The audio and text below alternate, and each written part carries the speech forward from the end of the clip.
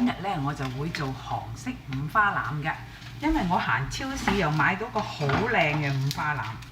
喺我切之前咧，我首先大火熱鑊，咁一陣間唔使等啦。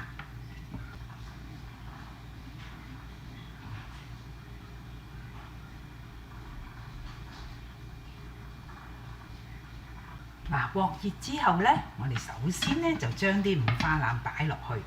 就唔需要落油啦，因為你煎佢嘅時候咧，佢自然就會出油啦。擺落去咧，大火咁烘一烘佢3分鐘到咧。咁3分鐘咯喎，但係你見佢都出咗啲油啦。咁佢係一路嗰個煮嘅過程都會出油嘅。嗱，你見我呢度咧就有20g 嘅薄薑片。同埋20g 嘅葱片，咁我就斜斜地切啦，擺落去爆一爆佢。而家有啲油喺度啦，咁啊兜一兜佢，出啲香氣啦。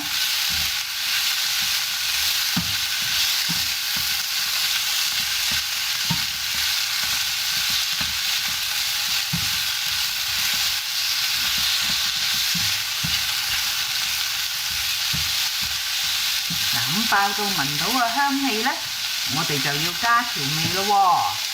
我今次咧就會用呢一個味淋，呢隻韓國14% 嘅料酒啦。咁順便咧就將個火調細啦，調去細火，我就會落半杯嘅味淋。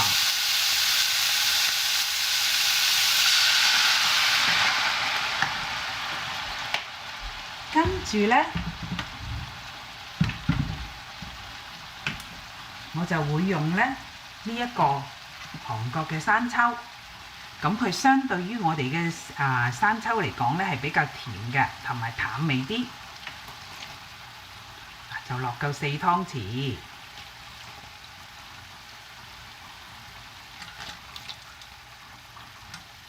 嗱，我嘅杯咧，半杯就係125ml。跟住咧就再加1/4杯嘅清水，咁1/4杯咧約莫就係63ml，加晒落去啦。然後咧再加入1湯匙嘅蜜糖。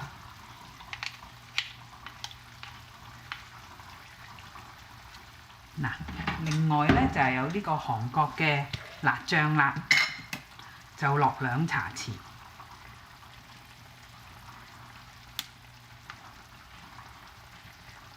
就再加入2茶匙嘅老抽，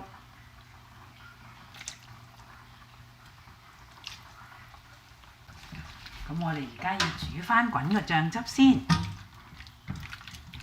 咁佢滾啦，我哋就冚住佢，就燜煮佢，細火燜煮佢30分鐘。中途15分鐘嘅時候反下佢，咁等佢兩邊咧都受熱啦。同埋得調味會均勻啲。好啦，跟住再冚翻佢咯喎，再燜多15分鐘。嗱，咁已經夠鐘啦。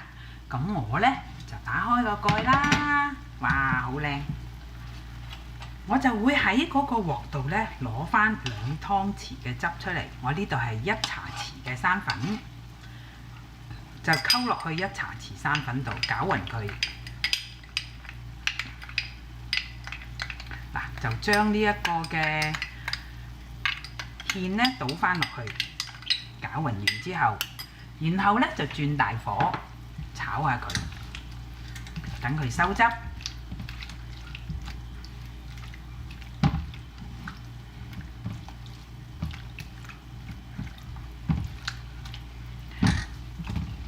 咁你見到我呢度呢，另外呢就有啲紅蘿蔔片啦。咁通常如果我煮嘅餸呢係比較多汁呢，我就會中意呢揾啲菜去鋪嗰個碟㗎。今次呢我就用咗紅蘿蔔啦，我就切到好薄。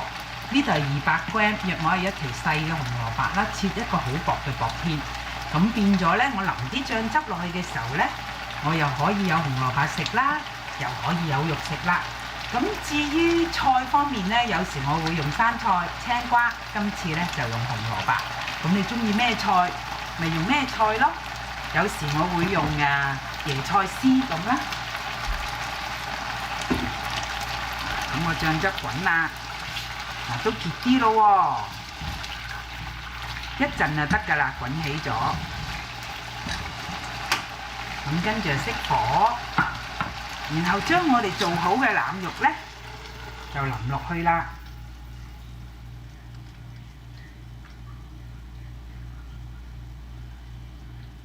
咁將啲汁咧同埋肉都淋落去，變咗個紅蘿蔔就有味啦，薄薄地又爽口啦，薄薄地得嚟又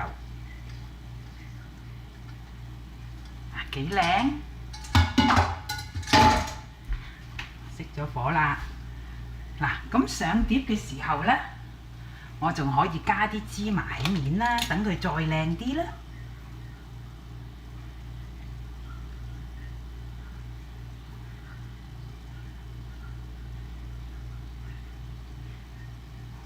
好啦，我開飯啦！呢個咧就係我韓式炆腩肉啦，大家可以試下㗎。